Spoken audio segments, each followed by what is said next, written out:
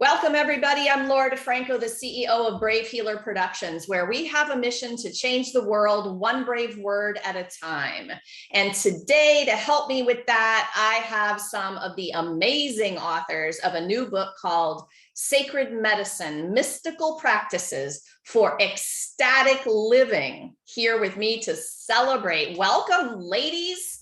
I'm excited that you're here. So listen, hey, listeners, I have Sarah Sparks with me. She is the spiritual director at Create the Spark, where women come to amplify their inner wisdom and manifest the life of their dreams. Dr. Stephanie Grenier is the CEO of Wealthness, where they create wealth and wellness freedom strategies for families. Darlene, the Herb Mom de la Plata, helps clients co-create positive action plans for health and prosperity through abundant health and wealth services, where financial fitness and optimal well-being are inevitable. And I have Alicia Davis with me. She's a mindset coach and founder of the Creating Happy Practice, where she teaches individuals to trust the process and enjoy the journey of becoming their best self. Yeah, can you guys feel the power in this room that I have here with me right now? Let's play, ladies. So kind of in a random order today, I'm going to start with Sarah. Sarah, tell us about this amazing chapter that you wrote. Yes, I'm the writer of Chapter 5, Amplify Your Inner Wisdom, Manifest Your Soulmate. In the very beginning, I invite those to start feeling that they are at home within themselves, because if we're going to be manifesting our soulmate partner, our soulmate clients, we must really get to know and be at home within ourselves. And also I invite people to know that they're meant for more. And that phrase, you're meant for more, means so much to me, because at a time that I was wanting to end my own life, a young woman came into my life 3 different times in 1 week, and she ended up ending her life during that week that she came into my life. And as I was reading her obituary, I heard what I would say at the time, God, now it would be more spirit. I heard Spirit say, you're meant for more. So at the very beginning of my story, I want people to know that they are meant for more. And I also end it with that. Oh my goodness. Yes. So here I am in my life and things are showing up and I'm having feelings and thoughts. Give me an example of what is that moment of awareness for somebody, possibly, where if they just slow down long enough, they'll know they're meant for more. Like, what's showing up in life that will give me a clue, Sarah? Yeah. Everything will be going wrong. Everything will be feeling like it is hard. You'll be feeling like you're tired, worn out, pulled in many different directions. You'll be pissed. You'll be angry. And then all of a sudden, this little whisper, this little nudge, you'll get a chill. You'll get a random young girl walk into your life 3 different times. There'll be just this random event that you won't be able to not stop thinking about. And then all of a sudden something will shift within your being and you'll know. I love those examples. I think that listeners are going to be like, oh yeah, like, right. So awareness is everything. Awareness is the way into the magic. And you've got some beautiful magic in this chapter. Can you tell me a little bit more about that relationship of my dreams? What do you want to share about that? Well, I go in depth about my own relationship. My life's work is around amplifying one's inner wisdom, because I am an expert at not listening to my inner wisdom. I spent years, and what I recognized was that if the more that I went away from my inner wisdom, the more that I ignored it, thought that if I listened to it, it would be crazy, and that I would be crazy, no one would believe me. The more that I got down into the rabbit hole of depression, despair, hopelessness, and that sort of thing, but the more that I tuned into it, the more happier, the better I was feeling, the more joy, the more ease. And so I give some exercises to do that I did for myself about this dream man, and you'll be able to read more about it. I had a dream. I didn't listen to it for 10 years. And then walking on a beach after my friend was like, you need to go away with me because you're being such a grouch. And I tried to use proper language during this time, but she called me a big bee. And so we went away, and on that beach, the man manifested, and he's now my husband. And we have two Sparkses, two little souls that came to us. Both girls came to me as souls first. So it all starts though with yourself, and knowing yourself. Well, I didn't share in the story because I try to keep it short and sweet, but one of my life's lessons is that you don't have, like finding love, you don't have to give up yourself to find love. It's when you truly love yourself and are at home with yourself. That is beautiful. All right, did you catch it? Sarah manifested, didn't she? I mean, I can't help myself here. Like, yeah, that is so awesome. Sarah, thank you so much for being here. And to all of you, I'm going to say a couple of big thank yous. So first of all, Jen Pisano, thank you so much for your vision and your mission for this book and bringing all of these amazing authors together. We would not be here without you. It's been an incredible project. And to you authors and all of the authors in the project, hey, thanks for saying yes and stepping up and being willing to share the private moments so that people would really understand where you're coming from before you then teach them your sacred medicine. We're going to talk about that in a minute, but let me move on to Stephanie. Stephanie, talk to me about your beautiful chapter. Well, interestingly, as you mentioned, it's very personal, and it's mostly based on my relationship with my mother. And the chapter 22 is the right of the womb, where you are the creator of your destinies. And kind of piggybacking on Sarah, I mean, we manifest whatever comes into our life, and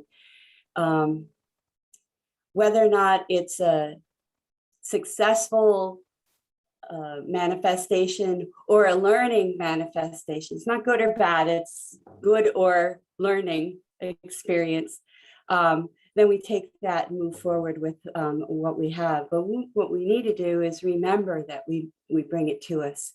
And so based on my feeling of being a victim of a grouchy mother,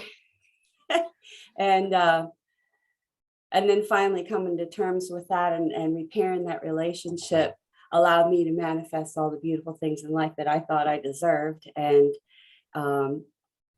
I think that once we can get past the negative emotions of, feeling put down and not worthy, then we can create the life of our dreams. But we have to know what those dreams are and what it is that we want, and believe that we deserve it. Well, so you hit it on the head there with something at least that resonated with me. We have to get past the negative emotions. So can you pause there and talk about that just a little bit more? It's a big deal. It is a big deal. I'm sure many would say, including my siblings, that my life wasn't a bad life. It was a great life, actually. It's just that I always felt put down by my mother, and never felt like I could flourish and blossom like I knew I could, because no matter what I did, it wasn't good enough. And I know a lot of people, have that experience, but if you believe within your heart and your soul that you're good enough, it doesn't matter what anybody else believes. It's just when we're under their roof or their power, we have to pull our own power from within. And yeah, and I sometimes think that the lessons with the parents are about moving through whatever that is you need to get to where you are today. Of course, we can look in retrospect, right? And we can thank our parents for the things they brought into our life. I mean, I wouldn't be sharing brave words if I didn't have to move through a lifetime's worth of a worthiness journey as well. You know, anyone else resonate with the not good enough thing and the word, right? Like, it's like, oh my goodness. But, and in the moment it was rough, but now I'm like, yes, thank you. For me, it was my dad. So thanks, Dad. Like, you know, thank you for playing that role, because I would never be doing what I'm doing now if it weren't for that ability to move through that and that building up my warrior skills. Does that resonate with you, Stephanie? Oh, absolutely. Tell me more about that.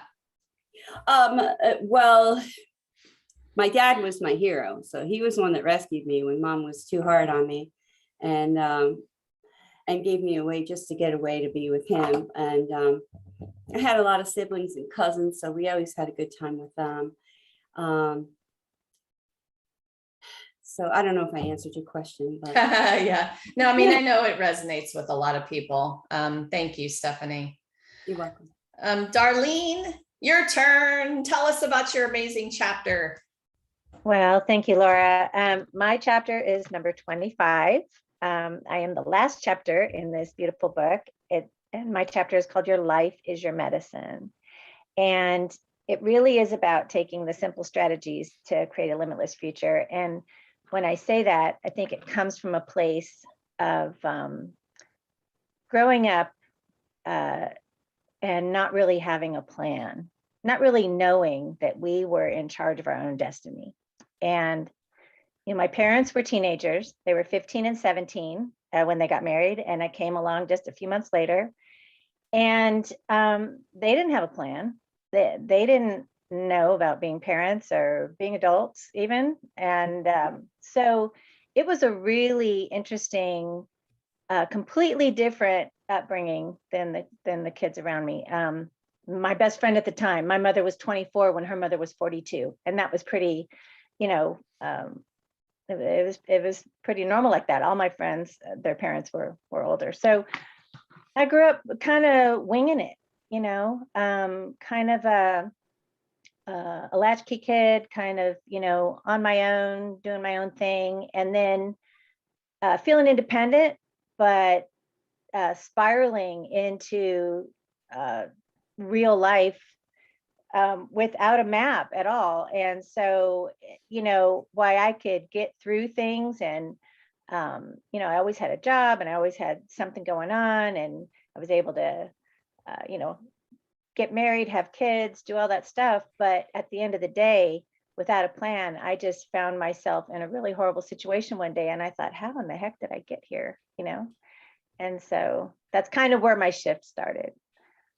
So tell me a little bit more about what you're offering in your tools section. So you guys, these books are incredible stories, but we really wanted to move through to giving you readers a way to practice, because these books are toolkits of awareness tools and practices and different ways you can move through. We need all the ways, right? Because we have all the kinds of people and they need to hear different possibilities for healing. So Darlene, tell me a little bit more about what you're offering in yours. So for me, what I discovered, it really ended up being something super simple that shifted my life. And I wanted to be able to share the simplicity of that. You know, we're all hunting for gurus and the next great book and the how-to, and we're paying all this money for coaches and leaders. And while all that stuff can be good, what I found is it started with a decision and a commitment to want to be someplace else more than I wanted to be where I was at. And once I did that, I had to discover the tricks that made that possible. And when I started learning about the vibration of words and how that actually transforms everything, I was in a place where I needed free things. I needed things that could transform my life that were free. And so I spent a lot of time at the library and all this stuff. And I discovered this idea that words they had transformative power. And I thought, what have I got to lose, right? So I just started practicing everything that I was saying. And I mean, I kind of lay that out a little bit in how they can actually transform. They have a creative power to the place where I kind of go back to God didn't say, he didn't think, let there be light. He said, let there be light, right? So there's vibrational power and creative power in the sound itself. And so starting with the decision, adding to transformational words, and then kind of really finding your divining rod. So I decided that I had come out of a scary, horrific, I say I ran away from home in the year 2000 with my 4 kids in a van from Texas, came to Georgia, and I decided I didn't want to be scared anymore. I didn't want to live in fear anymore. And so I had to find my divining rod. So for me, that was joy. I decided if it wasn't going to bring me joy, I didn't want to do it. And people say, well, you can't do that. Why can't I? It's my life. And I will be a better influence on my children and anybody who takes the time to spend with me if I am operating from a place of joy. And if it didn't bring me joy, I wasn't going to do it. And people were like, you just can't do that.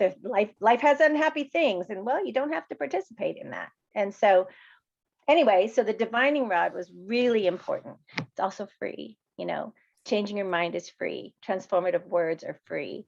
Prayer and meditation is free. All of these things. And I really put together just free things that can transform your life. And, then later, when you start changing, then you can invest in all the things. You don't want to clean your house because it doesn't bring you joy, hire a maid. You don't want to, you need a little extra oomph, hire a coach. All those things are great, but you can get there first for free. Yes, yes, you can. I love it. I wrote down your words have power. There is creation power in the vibration itself.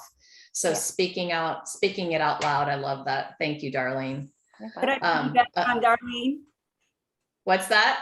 May I add something to Darlene? Please. Darlene is the queen of manifestation. She's my dear friend. And also regarding vibrations and sound, I'm also a sonic healer and I've been studying that for quite some time. And she's right on point when it comes to what you speak comes to fruition. And it's also what you think, but the louder you speak it, the sooner and better it comes to you. Yes, thank you, Stephanie. I love it. You guys know that I could talk all day about the power of words, right? Brave words. Oh my goodness. Alicia, I can't wait to hear about your beautiful chapter. Tell us. So I wrote chapter 4. The title of my chapter is Manifestation 101, Alignment, Taking Inspired Actions to Create Desired Outcome.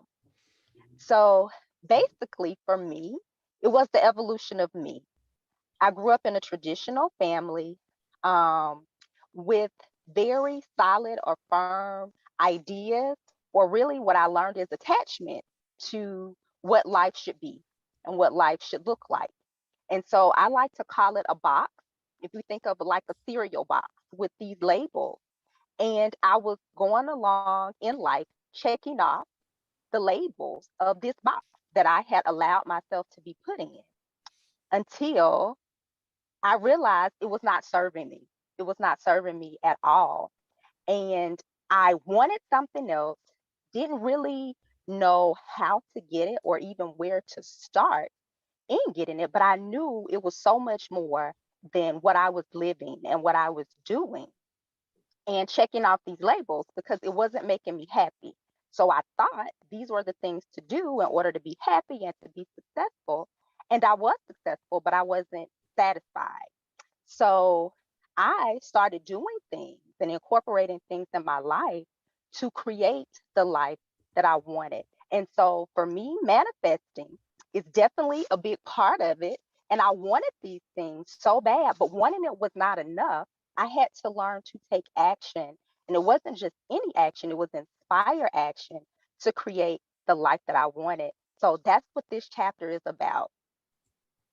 Yeah, so this is another one, like I think we need a whole podcast on this at magical action taking, because we think a lot of stuff in our head, don't we? And we think all of these wonderful things and that's where that energy and vibration starts. But if we're not doing something about it, and even speaking it out loud can be one of those inspired actions. That's awesome. But tell me a little bit more about how do you know it's inspired action? I call it aligned action as well. So, Right. yeah. So How do that's we why know? it's alignment. Yeah. So basically, what I figured out is there's a knowing that we have. Some people call it your gut, some people call it instinct. There's a knowing, but I think what happens is we learn to ignore it. We learn to ignore it as children. It's like that little voice that tells you stuff to do, and you I think we ignore it so much that it kind of lies dormant, but it doesn't ever disappear. And so I learned to do things to tap into that little voice so I could hear it and be very clear. Things such as not manifesting, things such as meditating. So meditation is where it started for me, meditating, and then journaling, just actually writing out things that I wanted to happen and see, and then coming up with things that I thought I should do in order to get there. And so some of the things that I thought I should do worked. Some of the things I thought I should do didn't work. But the point is, I was aligning myself still with the things that I wanted just by taking an action, just by taking a step. I started to affirm myself. I started looking in the mirror and telling myself, you are happy. I am happy. I started telling myself, I am enough. So whether it works, whether it doesn't work, it's okay. I'm okay. Just keep moving, keep pushing, keep pressing toward the direction you want to go. And it's all going to work out for you just because of your intentionality. It was about being intentional about trying to reach the destination that I decided I wanted to go in. And what I love about this is there is no wrong action because, yeah. Do you want to talk about that for a sec? Absolutely. It's the intentionality. It's the intentionality of it. So it's the energy behind it. It's the frequency. It's the vibration. It's all of that. But when you're intentionally taking action, one of my favorite books, The Alchemist, basically talks about when you want something, the universe will conspire to give you that thing that you want. So your actions don't always have to be perfect. Sometimes they don't even make sense. Like, I did this, but oh my goodness, look at how that worked for me.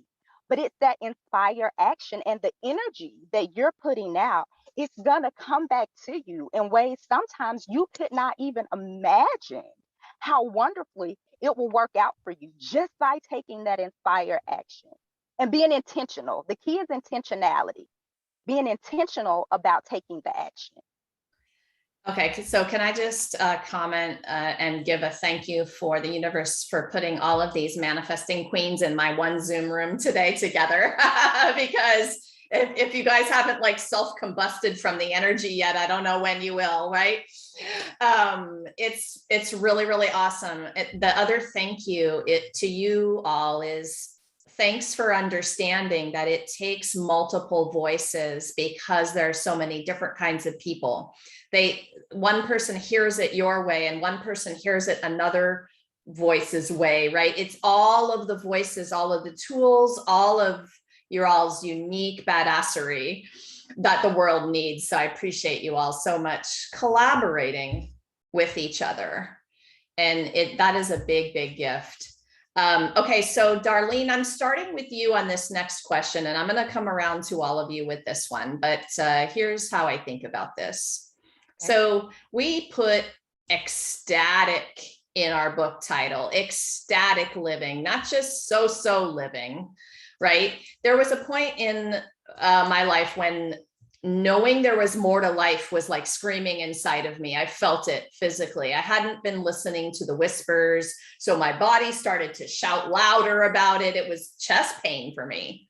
And I think with that, we've gotten good at the suffering, and it's time to understand what's possible in terms of joy. So what do you want to share about living an ecstatic life, that possibility? So I have a tool I like to use with people, and that is crafting your perfect day. And this can be a very telling thing, but you include every possible nuance from the time you wake up in the morning to the time you fall into bed at night and go, holy crap, that was like the most awesome day ever. But what kind of, are you in a deluxe sheets? Are you in a hammock? Are you in a tent? Are you in a 5-star hotel? Do you hear the ocean? Do you hear bears outside? I mean, where are you? And then does somebody bring you coffee? Do you get up and make coffee? Do you hate coffee? Does somebody bring you fresh juice? Do you do yoga? Do you go to work, or do you go play tennis? Coffee, no bears. Coffee, no bears. So, all right, 5-star. Yes. You, you guys craft want to come? every detail, every single detail. And then you go back and look at it and you backwards craft it. And if you practice this every day, those things actually start showing up because you're speaking it out loud, and you're making it, you're giving it the emotion, you're giving it the joy level, the ecstatic level that will bring those things to you. The emotion is the yo-yo string that pulls to you the things that you imagine for yourself. And that's really the trick. It's feeling it now before you have it will bring it to you. Wishing for it takes longer, but I love that. Imagining it's already here is the juju sauce, I love it. I've been a journaler since I was a teenager, and I didn't get this particular homework that you're talking about until much later in my adult life. And I thought, ooh, I hadn't even thought about what my perfect, ideal, blissed out, ecstatic day would be, right? I had so much fun with that journaling exercise. So if you're listening to this, y'all go get your notebook right now and start on that homework that Darlene just gave you. It's awesome, awesome, awesome. Thank you, Darlene. Alicia, I'm moving to you with the same question. So, people move through life kind of zombie-ish sometimes, and they don't really get that there's more. But I think deep down inside, we can all feel that there's more. Talk about this a little bit. And unmute, girl. There you go. Oh, there we go. Yeah. So definitely, I think a lot of times people do feel that yearning for more. But when things don't look like they want them to look, I think they get content in just doing what they were already doing. And so I like to think of it in terms of acceptance and surrender. And like Darlene said, gratitude. So basically, accept things as they are, where they are, free from judgment. The things that you don't really know what to do with, just surrender it. Sometimes that's all it takes, is you don't even have to carry this. It's okay to just lay it down. It's all right. And then just being mindful and in the present moment, enjoying the simple things. Right now, just sitting in my car is beautiful. It's beautiful just to be outside right now, just for me to be on with you wonderful ladies and sharing this energy, just to be in the present moment, feeling what you feel. And then after accepting and surrender, I call it blessings and lessons. So in life, everything doesn't always work out the way you want it to work. And that's okay. Sometimes it's the lesson that you needed to learn, and sometimes the actual blessing is the lesson. And once again, you accept it for what it is. And if you don't know what to do with it, again, surrender it, because we don't know if we have another life. If this is your only life, enjoy it. Why not? Be happy, be blissful, and live definitely ecstatic. That's the goal. And the only limit are the ones you place on yourself. So don't place any limits on yourself. There's a field of potential and infinite possibility. Yes. And you're making me think of a quote that I've read lots of different ways, but everything happens for us. And when you know that, you can do these things like you're saying, to surrender and lay it down, and everything is happening for me, whether I can see it right then or not. Well, with the 4 agreements, even not taking things personal, it's absolutely happening for you. It's not happening to you. And so when you can look at it from that vantage point, it definitely opens you up for way more happiness and joy and bliss. Yes, yes, yes, yes. Okay, so Sarah, what do you want to add to this ecstasy question we've got going on here. So Alicia, is that how I say your name? Yes. When you just said it, I like want to emphasize, I wrote it down and I'm literally going to do this. Like I'm gonna like dive into my own inner wisdom and let it come out. I know that I have been in many lifetimes. I've seen myself as Yocheved, Moses' mother, and then in Egypt and all the things. So I know that this, so instead of it being like, this is my one and only lifetime, what if this is my last lifetime? And then I wrote down, how would I show up differently? So I'm going to take that. So I just wanted to emphasize that. That was good. So ecstatic living. Letting go. So this quote came from me from spirit. I don't know, somebody probably already had it because we're all connected to all the things of all the universe, but the quote that came to me from spirit was, let go of who you thought you needed to be to step into who you have been called to be. Allow yourself to become. So for me, and in regards to my chapter, I don't actually coach people on manifesting their soulmate, but it ends up happening because that's people come to me wanting to fix some sort of relationship, and listening to your inner wisdom, amplifying your inner wisdom ends up bleeding over into every relationship. So for me, it was for me to let go of who I thought I needed to be. I thought I needed to emulate the relationships that I seen growing up. And I thought that once someone was married and they began to despise each other and become just apart or live or sleep separately or whatever, not my own parents, that's just what I've seen around me. I just thought, well, that's just normal. And I picked up The Secret. I was a Parks and Rec director at the time, and an intern was like, I really think you would like this book. So I was reading it and I was like, holy Jesus, I can create my own life. And my husband was sitting, my ex-husband now was sitting like behind me on a sofa. I was like, I am doing this.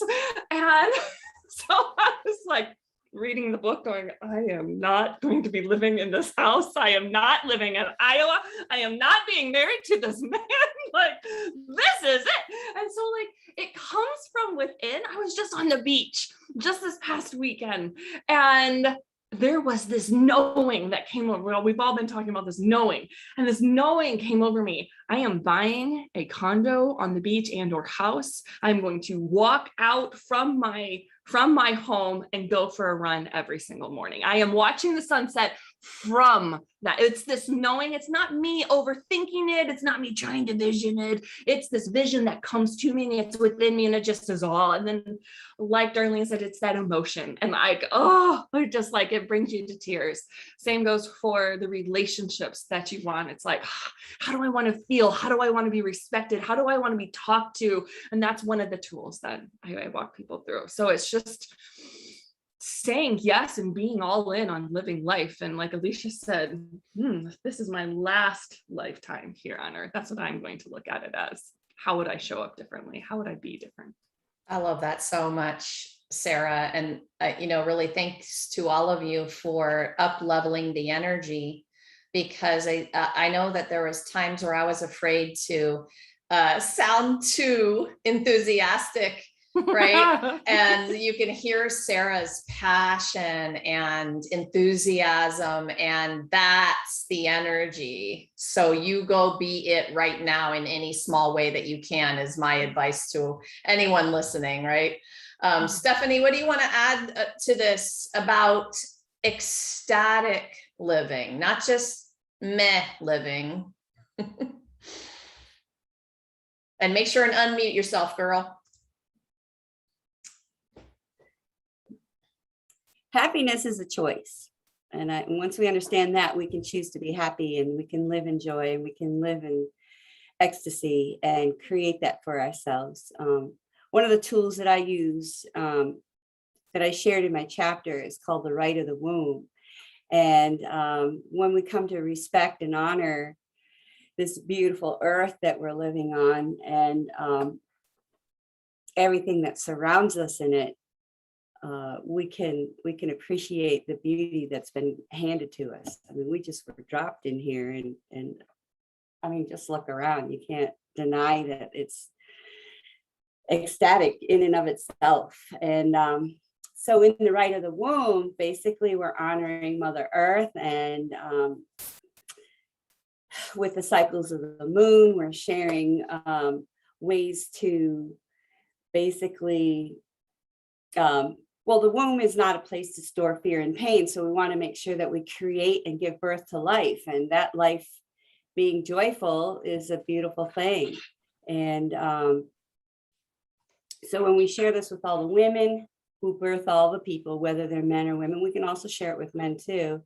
We can release our fear so we can embrace freedom, and we can release pain so we can embrace joy, and release anger to embrace compassion, and release sadness to embrace peace. And anything else, any other words that ring true for you. Those are the things that we do in the rite of the womb ceremonies, and nurturing the rite every month thereafter, after we receive the rite of the womb. And then again, offer prayers to Mother Earth, directly to Mother Earth, to honor, respect, and appreciate her. I love that, Stephanie, and what a responsibility that is to take on for, birthing life into the world, to think about doing your own work, your own love and joy work, and letting go of the energy that doesn't serve you anymore, so you can open up a space for that love and joy and gratitude and all the yumminess in. And especially you're bringing me back, my kiddos are 21 and 18 now, so it was a while ago, and I so wished that I had had some of this awareness then, right? And it's okay that I didn't, and the healing still happens in me and in all directions generationally. But isn't it lovely that if someone is hearing this now, and that's the stage that they're in, that they will have that gift to do some of that work, as they are pregnant, as they are birthing it in. I love that. Oh my goodness. Okay, we need a whole podcast on that one too, Stephanie. Ladies, I'm going to ask you another question, and Alicia, I'm starting with you for this one. So, we're sitting here talking about ecstasy and bliss and joy, and heck, there are a lot of people right now in the total opposite place. They're in the pit. We've had a hard year for so many different reasons. So what I want to ask all of you, and you first, Alicia, what would you offer to our listeners right now if they're stuck in that? It's been really tough, but maybe as a first stepping stone, a first place to just get on that journey towards something that feels better. Well, I would say the first step is clarity. Get clear. Get clear about where you are, and get clear about what you want. And then get clear about what it actually takes to start moving toward what you want. I think a lot of people just using happy, because that's the name of my business, Creating Happy. Just using the word happy is abstract. What does it mean when people say, I want to be happy? What does happy look like for you? Give me some tangible things, because that's how you measure it. For me, I figured out happy was my bills were paid. I had food in my refrigerator. That made me happy. So when I felt like I'm unhappy, I would go back to that. Okay, do I have food in my refrigerator? Yes. Are my bills paid? Yes. Okay, so it's not that I'm unhappy. It must be something else. So the key is getting very clear in terms of, once again, where you are, getting very clear on where you want to go and how you're going to get there, but with things that are measurable, things that are tangible. So you then know if you are working toward what it is you actually want. Really nice. I love clarity, and I love when I can measure it. And that's a really powerful combination. And we have to remind ourselves sometimes, like, look at that. It's right here. I have it. I'm happy. I'm grateful. Right? So it might be I need to work on, it might be something else. So I definitely think in the times that we've been in, appreciating those small things that do bring us joy and those small things that do bring us happiness, and thinking about, well, how, if excuse me, if I want more of that, what do I need to do, or how can I create that? Because once again, the power is within our hands to create whatever it is we want. Yes. I was waiting for more. Thank you. Darlene, this one goes to you next. What would you offer the listener who's still stuck a little bit? I really like what Alicia had to say. And, you know, when people come to me, oftentimes they're in a very unhappy, confused place. And like what she said, you have to be clear about where you are and what you want. If they're in, well, so even before things got bananas, people were going to jobs that they weren't passionate about, working with people they don't like, commuting 2 to 4 hours a day in cars that they're paying for, to have a job that pays for a house they don't ever spend any time in, to pay other people to take care of their kids. And they have they have something that's missing and they don't know what that is. And so the clarity part is super important, and deciding, you know. So people forget, I think, how much influence their subconscious mind, or how their subconscious mind is influenced by things that they don't pay any attention to, but that are constantly infiltrating. Turn off the news, you know. That's a big one, because fear reduces your immune system, and it just seems like no matter what channel you listen to right now, everything's designed to keep you afraid and questioning your reality. So unplug from that and find your divining rod, you know. And so for me, it would be unplug from the things that just see for a week what your life feels like if you just don't watch the news. I turned it off, I don't know, 7 months ago or something, and it just made a huge difference. You know, people are losing their minds and I still feel great. So doesn't mean, you know, perception is reality. So you can start there and just decide what kind of a day you're going to have, decide who's going to influence you, and then best of all, influence yourself. So Nice. Yeah, I stopped I my would, cable about 5 years ago. and I actually want to add something too to what Darlene said. Definitely unplugging from the news, but just what we consume, period, including social media, when we're looking at other people's highlight reels and then comparing them to our life.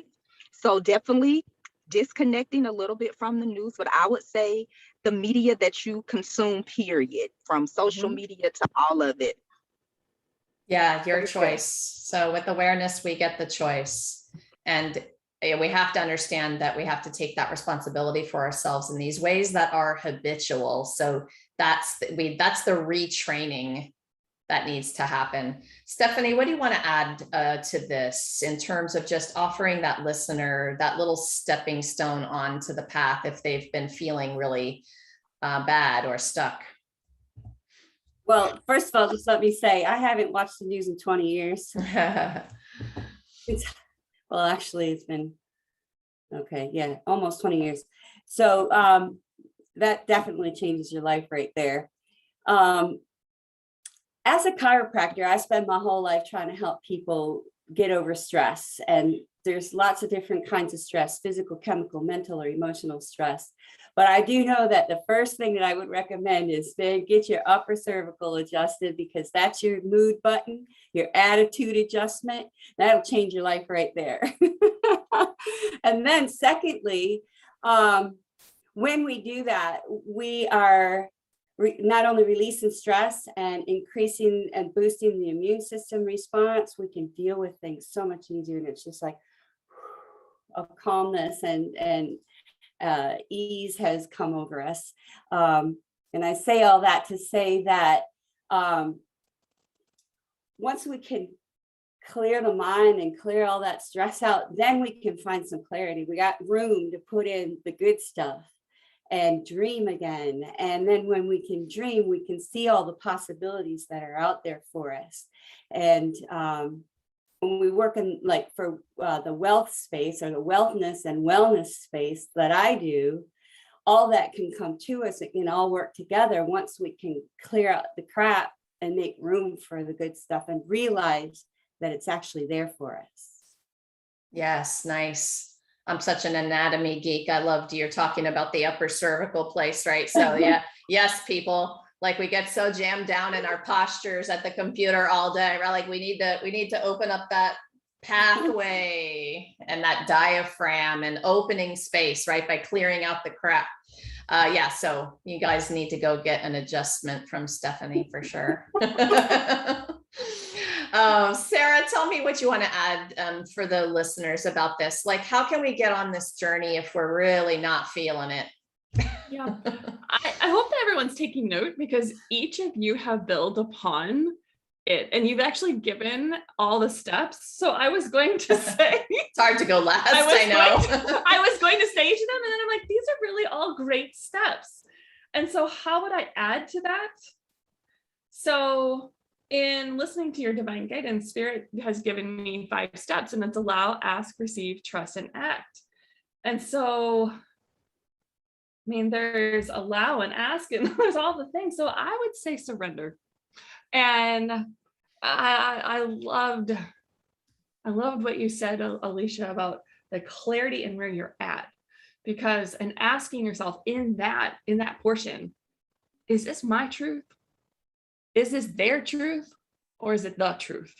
Be very clear on what it is that, and Darlene, the unplug, like Spirit shared with me at the beginning of the pandemic, who are you plugging yourself into? Are you plugging yourself into divine, your source of energy, wisdom, strength, and abundance? Or are you plugging yourself into someone else's belief, a president, an economy, hate, drama, family, your husband, your wife, whatever? No, you need to plug into source. And then and then getting adjusted and having that clear-minded, which made me completely sit up straight. I was like, oh yeah, I'm totally like this.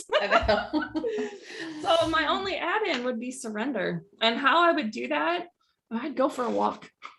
Like, I would dance, I would sing. Yesterday, I was like, I've done all the things, Spirit, what else am I supposed to do? Spirit's like, get up, dance and sing, shake it off, surrender. You've done it all. I always love it when it's like, oh, it came to me at the last minute, the last thing that I did. Why do you think it came? It came to you at the last minute because you finally let go.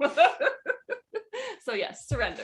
I don't know what to do. I don't know what to do. This is yours. My burden is yours. Cast the burden off. I love that. Surrender is powerful, powerful, powerful. Okay. So listen, we got to wrap this show up, and I'm wondering if I can challenge you all with one last question that's going to be a speed dating version. So I seriously need you all to answer this in one sentence, and you are going to roll your eyes at me because it's barely answerable in one sentence. Stephanie, why sacred medicine? What's sacred about this kind of medicine? Try for a sentence. I know you guys are going to have a tough time. I know. It's non-toxic, natural. It comes from above down, inside out. It's yes, I love that. Did you guys hear that? Non-toxic, natural. Perfect answer. Yes. So there's so many ways to think about this, right? So Sarah, what's your way? This is sacred because you are sacred. I love that. Yes. Yes. And yes. And now I need Alicia's way. How are you going to talk to us about this? It's sacred because it comes from a place of trust and from within. Nice. We're going to get our sacred medicine from that internal place. Yes, yes, yes. And lastly, Darlene, close us out. How are you thinking about sacred medicine? Well, we are divine manifestation, mostly invisible, and we respond best to sacred medicine. Nice. Oh my goodness. Authors, ladies, badass, amazing experts in this sacred medicine topic. Thank you so much for what you're doing in the world and for being here today to share it with us. Thank you. All right, listeners. So please take the next step. Scroll down to the comments, the description box where all of their bios are and their websites, and take a little exploration. If you heard something that really resonated today, go find out what these amazing ladies are doing. They are up to some really cool things that can be game-changing things for you in your life.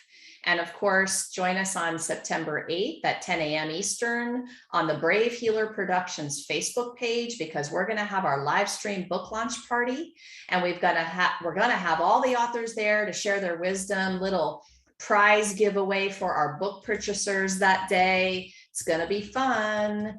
Another really awesome thing that Jen Pisano is offering as our lead author, she's got a community called the Mystic Circle. And Jen, thank you again for your mission and vision for this book. We wouldn't be here without you. It's been amazing to get these ladies together. So readers and listeners, Mystic Circle on Facebook, you can continue the conversation with one of these authors there. You can ask them a question about what they said about manifestation or energy or whatever, right? It is cool to have a community to play in the sandbox with about all of these topics. And lastly, everybody, remember, your words change the world when you're brave enough to share them. What if that thing you're still a little afraid to share is exactly what someone needs to hear to change or even save their life? It is time to be brave. See you next time, everyone. Thank you, ladies.